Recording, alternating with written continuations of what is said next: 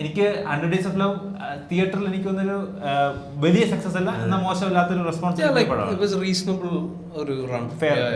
അന്ന് ദുൽഖറിന്റെ ആ starting stage Dulquer ഇങ്ങനെ കയറി വരുന്ന സമയം എനിക്ക് ഭയങ്കര ഇഷ്ടമുള്ള പടമായിരുന്നു.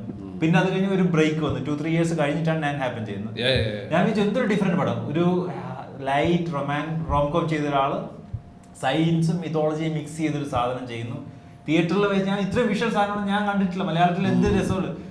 ജെനുസിസ് here to stay and something എന്നൊക്കെ നമ്മളിങ്ങനെ ഞാൻ തിയേറ്ററിൽ കണ്ട് ഞാൻ എക്സൈറ്റഡ് ആണ്. കാരണം എനിക്ക് ഓപ്പണന്റ് എൻഡിങ്സ് ഒക്കെ ഭയങ്കര ഇഷ്ടമാണ്. നമ്മൾ ഹോളിവുഡില് പുള്ളിയാണ് ഇതൊക്കെ ചെയ്യുന്നത്, നോളനൊക്കെ ചെയ്ത് അങ്ങനെയാണോ ഇങ്ങനെയാണോ എന്നൊക്കെ കാണിച്ച് നിർത്തുന്ന പടങ്ങളൊക്കെ കണ്ടു നിൽക്കുമ്പോൾ ഞാൻ മലയാളത്തിൽ ഓപ്പണന്റ് സാധനം ഇടുന്നു. സൂപ്പർ, പുള്ളി ഇവിടെ ഉണ്ടാവും. പിന്നൊരു വാർത്തയില്ല. പിന്നെ ജെനുസ് ഞാൻ മറന്ന്, നീ പറയുമ്പോൾ ഞാൻ ഓർത്തെടുക്കുന്നു. ഞാൻ ചുമ്മാ ഫിൽമോഗ്രഫി നോക്കിയപ്പോഴാണ് പുള്ളി പറഞ്ഞ മുടങ്ങിപ്പോയ അല്ലെങ്കിൽ വരാത്ത സിനിമയുടെ പേരൊക്കെ കാണുന്നത്. ഡ്രൈവ് എന്നല്ലേ സിനിമയുടെ. അത് ഏത് പടം ഞങ്ങൾക്ക് ആദ്യം അഭിനയിക്കുന്ന പടം പുള്ളി ചെയ്തിട്ടുണ്ട്, അത് വന്നിട്ടില്ല. അതൊക്കെ നമ്മൾ ആരും അറിയുന്ന പോലും ഇല്ല.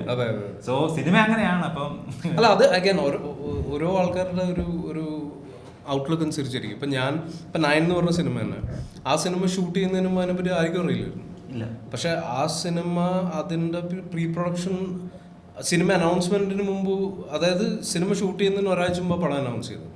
അപ്പോൾ നോർമൽ ഒരു പ്രോസസ്സ് എങ്ങനെയാണെന്ന് വെച്ച് കഴിഞ്ഞാൽ ആ സിനിമയ്ക്ക് നമ്മളൊരു ആർട്ടിസ്റ്റിനെ ലോക്ക് ആയി കഴിഞ്ഞാൽ, പ്രൊഡ്യൂസർ ലോക്ക് ആയി കഴിഞ്ഞാൽ അത് അനൗൺസ് ചെയ്ത് പിന്നെ ഒരു കൊല്ലം കഴിഞ്ഞിട്ടൊക്കെ ഷൂട്ട് ചെയ്യുക.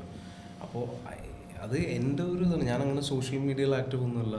ഞാനങ്ങനെ എന്താ പറയുക, ഐ ഡോണ്ട് അനൗൺസ് തിങ്സ്. വളരെ പ്രൈവറ്റായിട്ട് ജീവിക്കുന്ന ഒരാളാണ്. അപ്പോൾ I don't usually hang out in film circles also. അപ്പോൾ അത് ഡ്രൈവ് എന്ന് പറഞ്ഞ പടം ഈ പറഞ്ഞ പോലെ ഞാൻ ഷൂട്ട് ചെയ്തവരെ ആർക്കും അറിയില്ല. അപ്പോൾ അത് ഞാൻ തന്നെ ഇടയ്ക്ക് ആലോചിച്ചെടുക്കും, അയ്യോ ഇങ്ങനെ പടം ചെയ്തിട്ടുണ്ടായിരുന്നല്ലോ.